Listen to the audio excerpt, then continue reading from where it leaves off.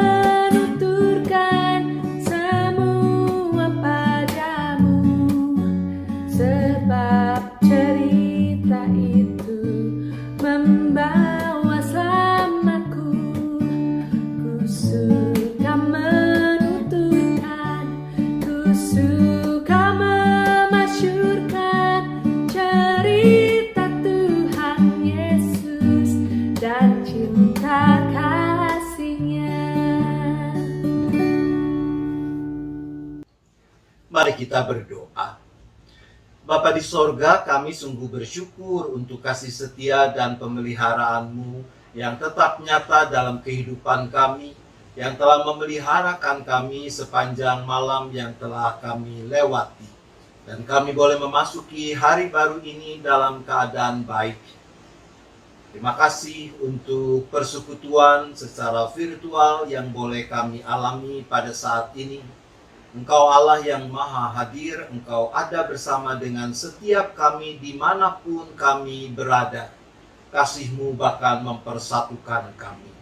Kalau sebentar kami mau merenungkan kebenaran firman Tuhan, maka mampukan kami untuk memberi diri kami dipimpin hanya oleh Sang Roh Penolong, Roh Kudus, sehingga kami mendapatkan hikmat untuk dapat makin mengerti kebenaran firman Tuhan, dan kami juga beroleh kekuatan untuk makin bersungguh melakukannya. Terima kasih ya Bapa. Kami memohon hanya di dalam nama Tuhan Yesus Kristus. Amin.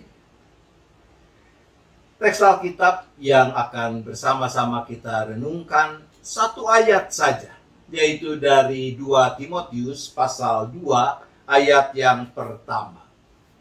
Di dalam 2 Timotius pasal 2 ayat yang pertama dipersaksikan demikian.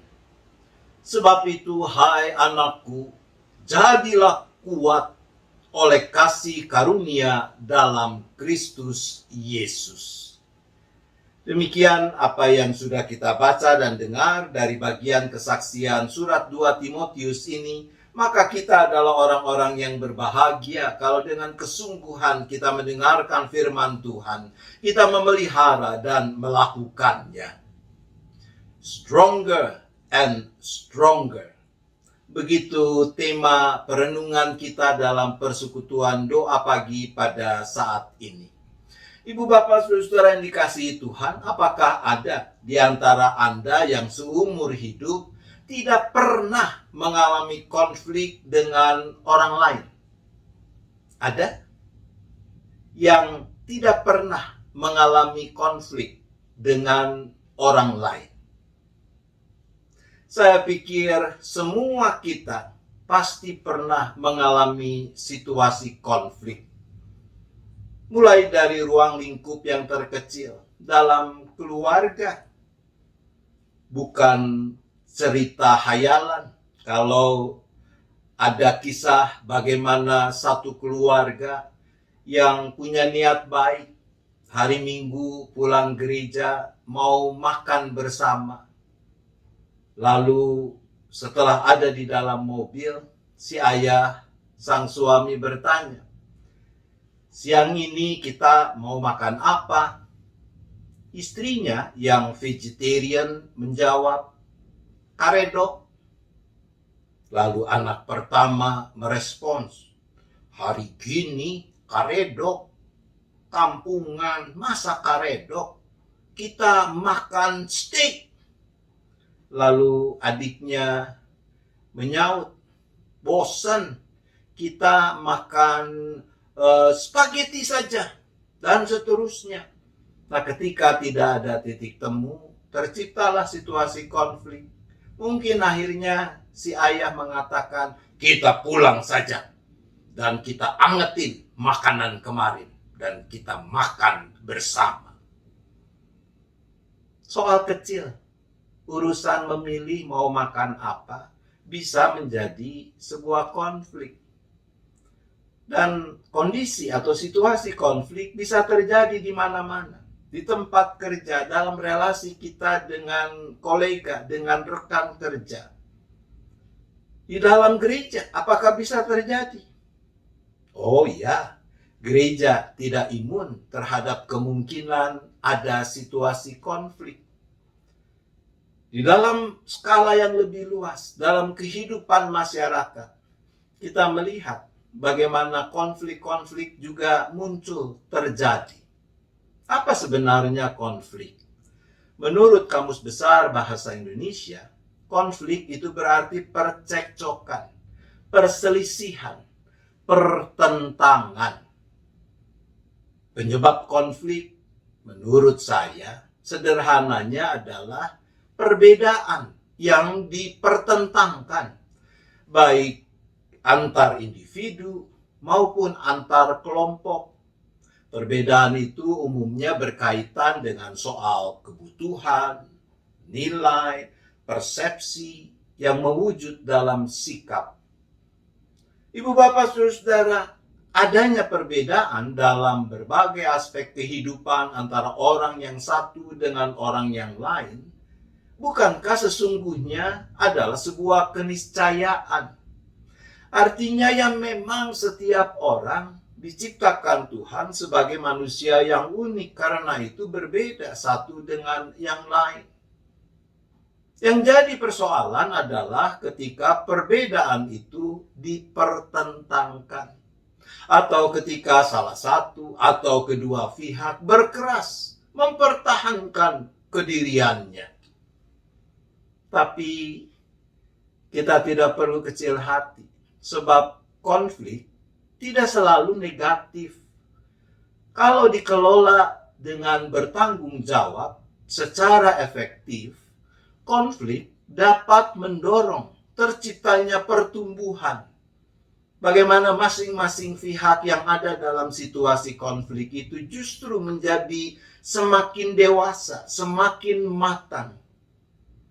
Konflik ketika dikelola secara efektif juga bisa menghasilkan pengembangan wawasan, cara baru di dalam berpikir, dan seterusnya. Tapi kenyataan menunjukkan bahwa mengandalkan diri sendiri, kemungkinan besar memang kita akan gagal untuk bisa mengelola konflik sehingga menjadi sesuatu yang positif bagi kebaikan semua pihak. Ibu bapak saudaraku, Rasul Paulus tahu bahwa Timotius dalam melakukan pelayanannya akan menghadapi berbagai situasi konflik yang bisa menghambat perwujudan Injil keselamatan. Kita tahu Timotius ia masih sangat muda. Mungkin bisa ada konflik antara dia dengan orang-orang tua yang kepadanya Injil itu diberitakan. Kita tahu dalam riwayat Timotius tentang ketidakjelasan di mana bapaknya. Itu bisa juga menjadi pemicu konflik dan seterusnya. Oleh karena itulah Rasul Paulus menasihati Timotius seperti kita baca tadi. Sebab itu, hai anakku, jadilah kuat oleh kasih karunia dalam Kristus. Dengan ini, Paulus menegaskan bahwa kekuatan yang diperlukan oleh Timotius, khususnya dalam menghadapi berbagai situasi konflik, bukan berasal dari diri Timotius sendiri, melainkan bersumber dari kasih karunia dalam Kristus Yesus. Di dalam bahasa aslinya, ungkapan jadilah kuat menggunakan istilah endunamo. Kata itu bisa berarti menjadi kuat, tapi juga bisa berarti bermakna menerima kekuatan, dikuatkan, dimampukan, dijadikan sanggup untuk menanggung, untuk menghadapi apa yang memang harus dipikul, harus dihadapi. Seperti misalnya di dalam terjemahan Contemporary English Version. Di sana dirumuskan begini. Timothy, my child, you must let Christ Jesus make you strong by his gift of undeserved grace.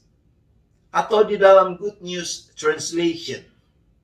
As for you, my son, be strong through the grace that is ours in union with Christ Jesus. Semua menekankan bagaimana sumber kekuatan itu ada di dalam, datang dari Yesus Kristus. Nah, apa persisnya yang dimaksudkan dengan kasih karunia dalam Kristus Yesus terkait dengan situasi konflik yang menjadi konteks perenungan kita saat ini? Saya segera teringat pada catatan dalam Roma pasal 15 ayat yang ke-7. Dalam Roma 15 ayat 7 dikatakan begini. Sebab itu terimalah satu akan yang lain, sama seperti Kristus juga telah menerima kita untuk kemuliaan Allah. Saudara, ketika Yesus Kristus menerima kita, apakah dia lebih dulu mengajukan sederet syarat yang harus kita penuhi? No. Yesus Kristus menerima kita unconditionally. Tanpa syarat, menerima kita apa adanya. Nah, menurut saya, inilah aspek kasih karunia Kristus yang secara spesifik perlu kita rawat dan tumbuh kembangkan di dalam berbagai relasi yang rentan konflik itu. Penerimaan tanpa syarat terhadap keberadaan pihak lain adalah pintu yang terbuka lebar untuk bersama-sama bisa mengelola potensi konflik menjadi kekuatan yang mendatangkan kebaikan bersama.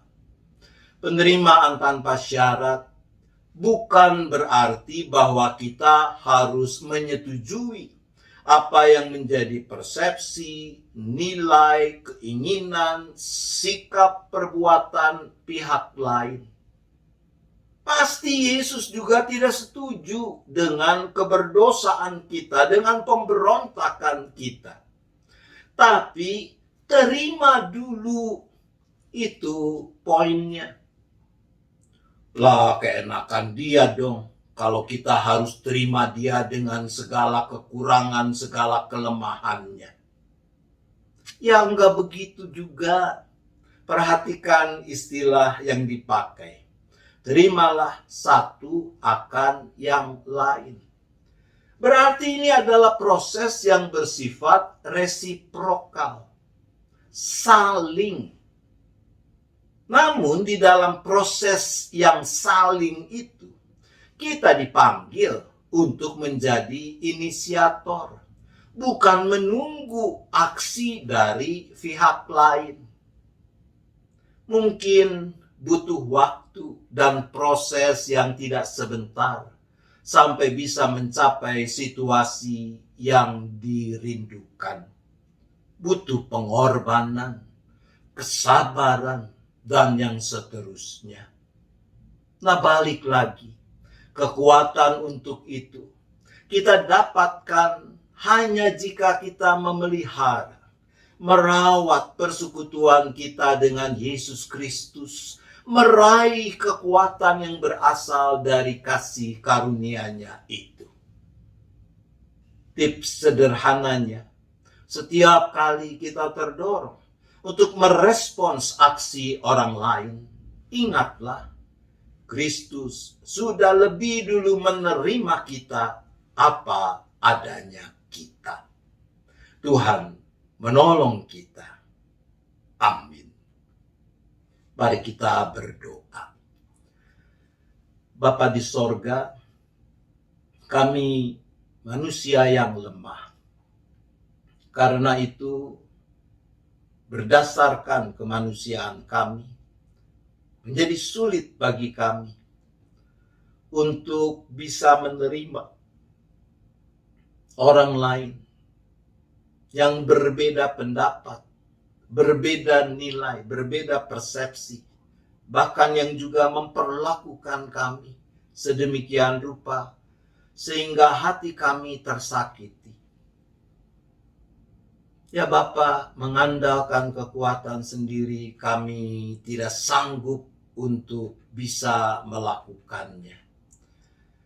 Tetapi kami bersyukur kami tidak sendirian.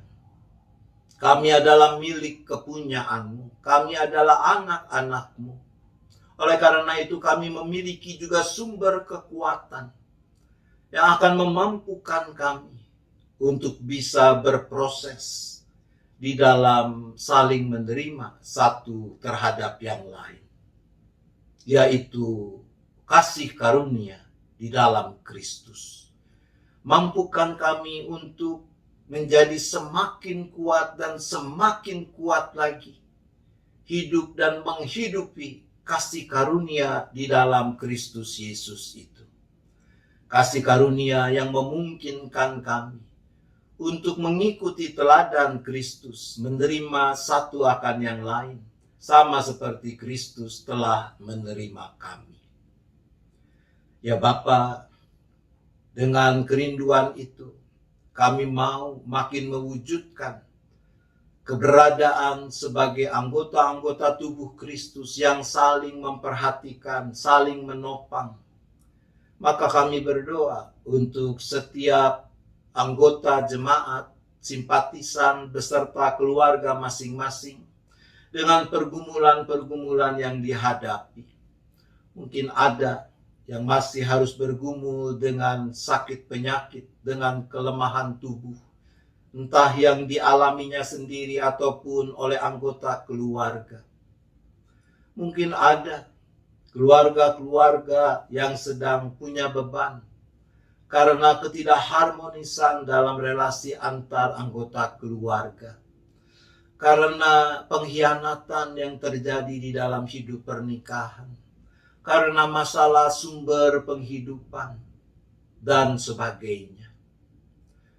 Mungkin ada anak-anak kami, kaum muda yang sedang bingung dengan masalah studi, masalah pekerjaan, masalah perjodohan, dan seterusnya.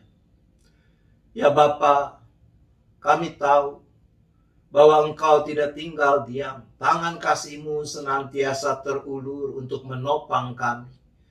Bahkan Engkau tidak membiarkan kami dicobai melampaui kekuatan kami. Pada saat yang tepat, Engkau membukakan jalan.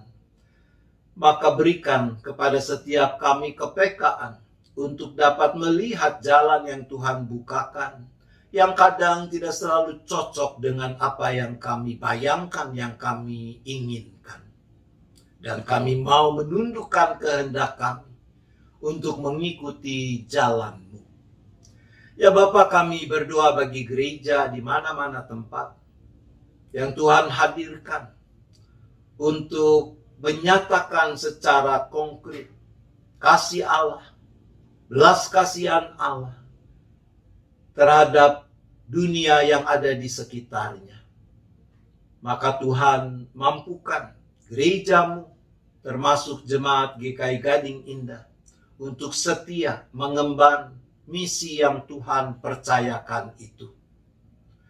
Kami berdoa ya Bapa, untuk kegiatan-kegiatan gereja dalam waktu mendekat, untuk peringatan kenaikan Tuhan Yesus Kristus, dan GKI Gading Indah akan selenggarakan itu bersama dalam kebaktian gabungan bersama dengan jemaat GKI Cengkir.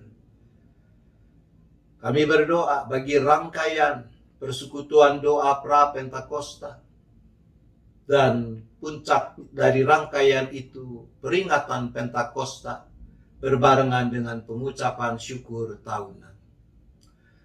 Ya Bapa, kami berdoa bagi bangsa dan negara kami. Kami bersyukur untuk perkembangan yang menggembirakan dalam penanganan pandemi, di mana pemerintah sudah makin melonggarkan kebijakan-kebijakan dalam menjalani kehidupan bermasyarakat seiring dengan membaiknya penanganan pandemi. Tapi biarlah itu tidak mengurangi kesungguhan setiap anggota masyarakat untuk tetap memperhatikan, menjaga diri, tapi juga menjaga orang lain dengan sebaik-baiknya agar tidak tercipta situasi yang memburuk. Ya Bapa, kami berdoa bagi keberadaan umat manusia di muka bumi ini. Kiranya Tuhan, Engkau yang memampukan para pemimpin bangsa-bangsa, negara-negara untuk mau bergandeng tangan, mengedepankan kepentingan bersama, mewujudkan damai sejahtera yang Tuhan rancangkan bagi kehidupan ini.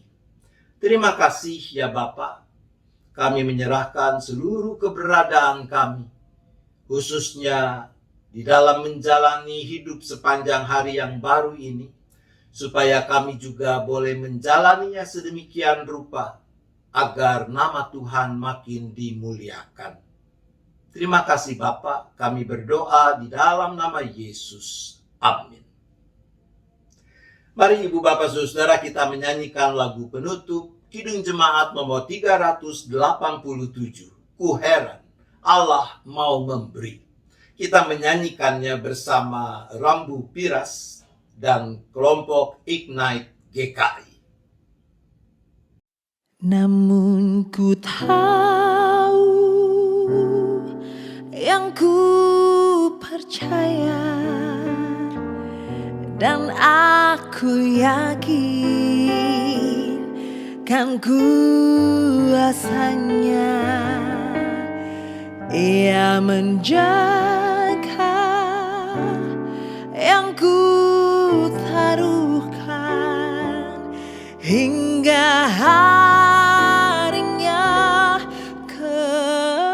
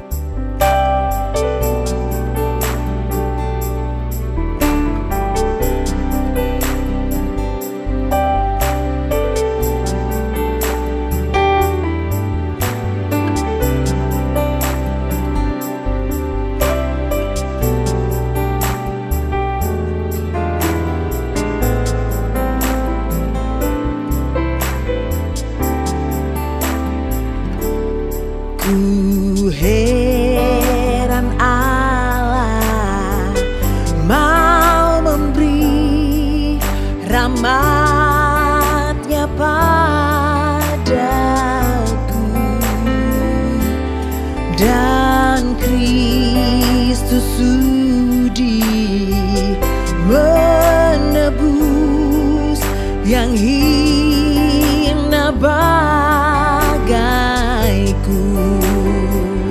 namun ku tahu yang ku percaya, dan aku yakin kan kuasanya. Ia menjaga yang ku taruhkan hingga harinya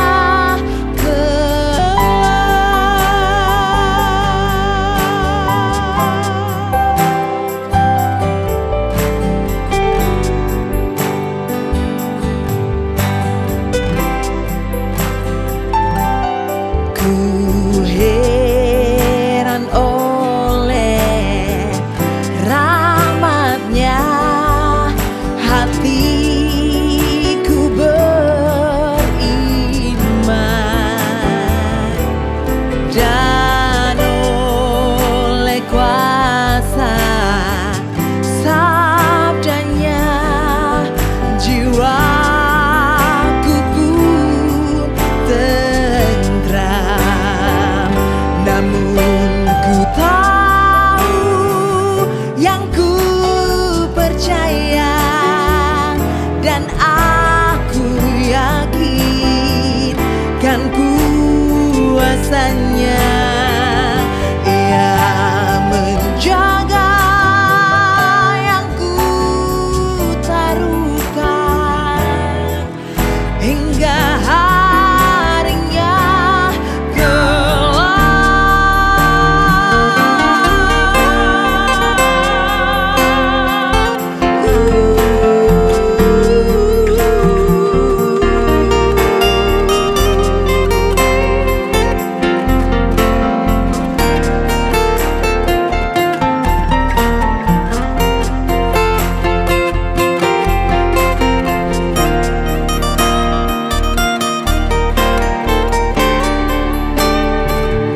namun ku tahu yang ku percaya, dan aku yakin kan kuasanya.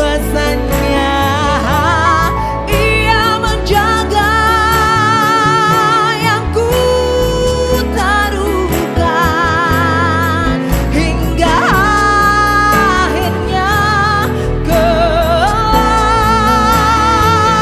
namun ku tahu yang ku percaya, dan aku yakin kan kuasanya. Ia menjaga yang ku taruhkan hingga harinya kelak, hingga harinya kelak,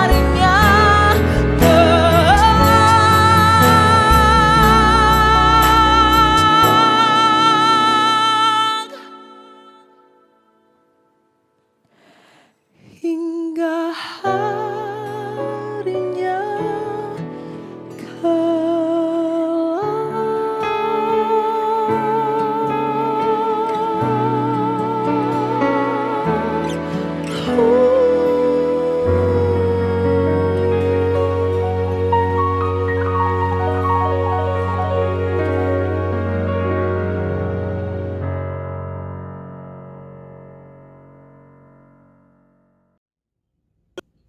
Demikian Ibu Bapak Saudara, persekutuan kita di dalam persekutuan doa pagi pada saat ini. Selamat melanjutkan perjalanan hidup di hari baru yang Tuhan anugerahkan ini. Selamat saling menerima satu terhadap yang lain, sama seperti Kristus telah menerima kita. Selamat bertumbuh menjadi semakin kuat di dalam kasih karunia Kristus. Arahkan hati saudara pada Tuhan, sambutlah berkat-Nya. Kasih Allah Bapa, kasih karunia Tuhan Yesus Kristus, dan persekutuan Roh Kudus besertalah dengan saudara sekalian sampai selama-lamanya. Amin.